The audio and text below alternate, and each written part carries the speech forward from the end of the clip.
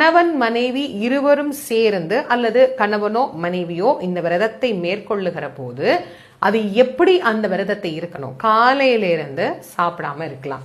பொதுவா இந்த 6 நாள் அப்படிங்கிற இந்த 6 நாள் பெரிய விரதத்தை எடுக்கும் போது 6 நாளும் உணவருந்தாமல் இருக்கின்ற முறை அப்படின்னு ஒண்ணு உண்டு. 6 நாளும் சாப்பிடாம தண்ணீர் மட்டும். எந்த விரதம் இருந்தீங்கனாலும் தண்ணி கண்டிப்பா நிறைய குடிக்கணும். அதை மறந்துடாதீங்க, நல்ல ஞாபகம் வச்சுக்கோங்க. எந்த விரதமாக இருந்தாலும் தண்ணீர் நிறைய அருந்தினால்தான் இந்த உடல் மிக அற்புதமான இயக்கத்தை நமக்கு கொடுக்கும். அதை விட்டுட்டு நம்ம தண்ணி குடிக்காம இருந்தோம்னா உடலுடைய இயக்கங்கள் மாறுபட்டு போயிடும். அதனால தண்ணீர் குடிக்கலாம்.